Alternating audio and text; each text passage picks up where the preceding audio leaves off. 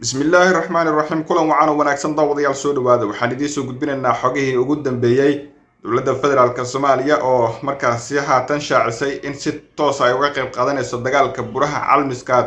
muxuu taliyaha ciidanka xoogga dalka Soomaaliyeed uu ka yiri dagaalka ciidanka difaaca Puntland ay kula jiraan kooxda Daesh sidoo kale waxaan idin soo gudbin doonaa wasiirka gaashaandhigga Soomaaliya Axmed Macalin Fiqi oo arrin xasaasi ah ka hadlay oo ku saabsan garoonka diyaaradaha ee magaalada Boosaaso iyo tuhunka weyn ee markaasi uu ka muujiyay in Puntland ay markaasi qayb ka tahay dagaalka iyo colaadaha ka socda wadanka Suudaan haddaba intaan guda galin marka koowaad muuqaalkan waa inaad like garaysaa si dad badan markaasi xogteena ay u gaarto ma saartay like muuqaalka waayahay aan si aan baqaadno taliyaha ciidanka xoogga dalka Soomaaliyeed General Odawa Yusuf Raage oo maanta su'aalo ay weydiiyeen xildhibaanada labada aqal ee baarlamaanka federaalka Soomaaliya ayaa markaasi ka hadlay arrimo badan oo xasaasi ah oo ku saabsan xaaladda markaasi dagaalada ka socda wadanka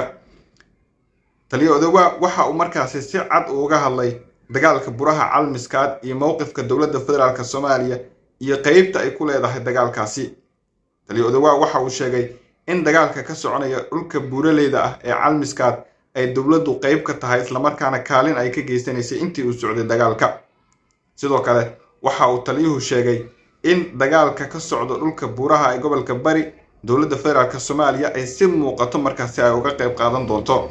horay dowlad goboleedka Puntland waxa uu u sheegay in markaasi dowladda federaalka kaalintii ay ku leedahay dagaalka ay gabtay oo haba yaraatee wax qayba aysan markaa ka qaadan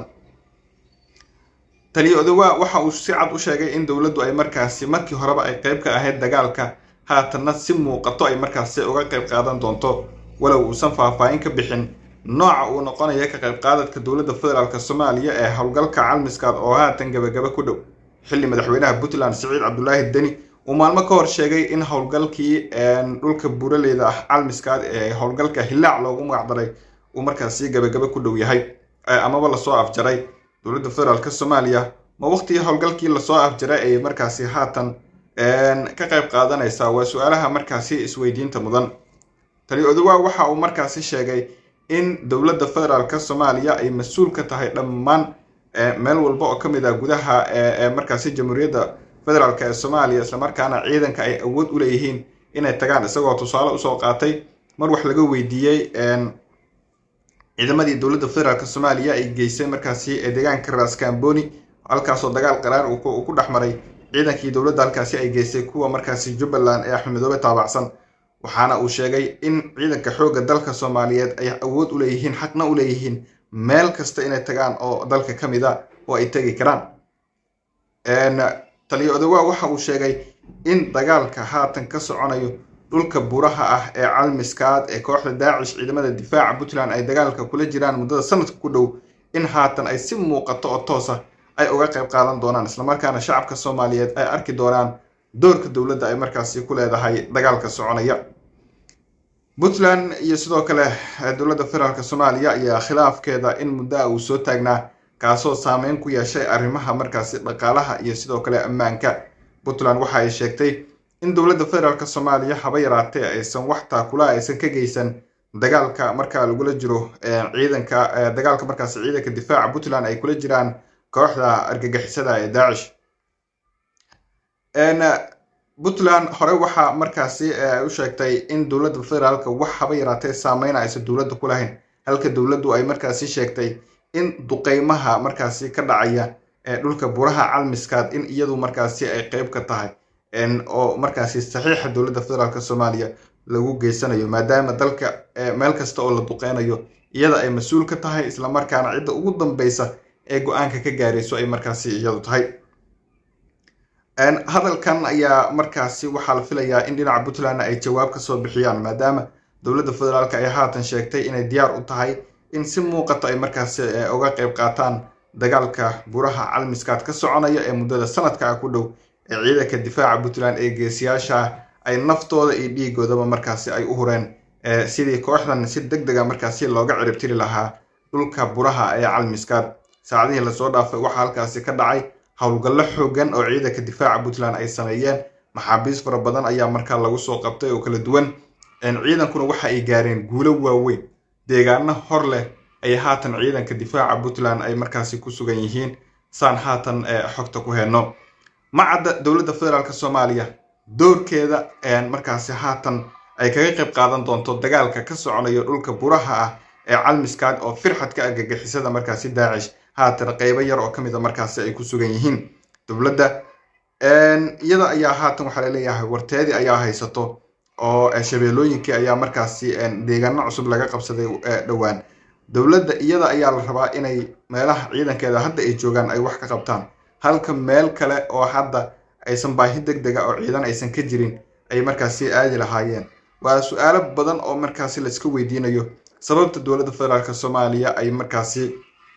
mar walba oo teeda ay gabto ay tu kale ay markaasi dhabarka ay u saarato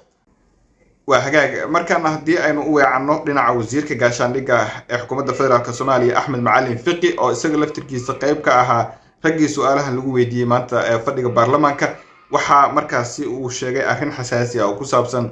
garoonka diyaaradaha ee magaalada Boosaaso wasiir Axmed Macalin Fiqi waxa uu sheegay in markaasi ay hayaan xogta in diyaarado markaasi ay ka baxaan garoonka diyaaradaha ee Boosaaso isla markaana ay markaasi Suudaan ay tagaan balse uusan ogeyn wax rasmiga ah ee diyaaradahaasi ay markaasi wadaan waa eedayn culus marka si loo dhigo inkastoo Puntland ay hore u sheegtay in dowladda federaalka Soomaaliya ay iyadu mas'uul ka tahay hawada Soomaaliya oo iyadu markaa wax laga weydiinayo waxa markaasi wasiir Fiqi uu si cad u markaasi u sheegay in ay jiraan shaki iyo sidoo kale tuhun weyn oo ku aadan in horta mid uu sheegay oo wuxuu yiri waaba hubaa in diyaarado markaasi garoonka Boosaaso ay ka dagaan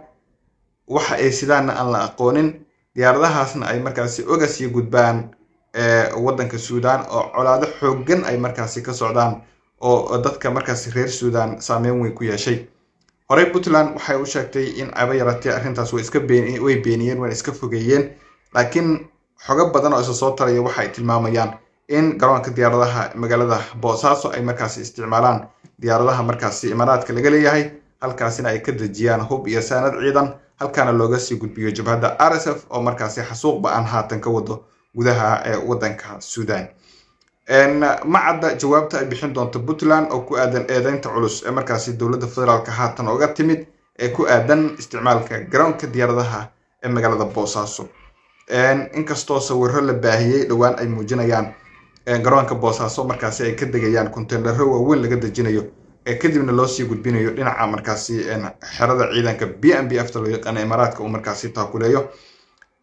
haddaba haddaad nala soo gaartay dhamaadka muuqaalkan aragtidaada waa noo muhiim qaybta faalada noogu reeb sidoo kalena muuqaalkan like ha ka hilmaamin waa mid qurxinaysa muuqaalka ee keenaysa in meel dheer uu gaaro xogteena ay gaarto naguna soo biro subscribe-ka noo taabo aad ba u mahadsantiin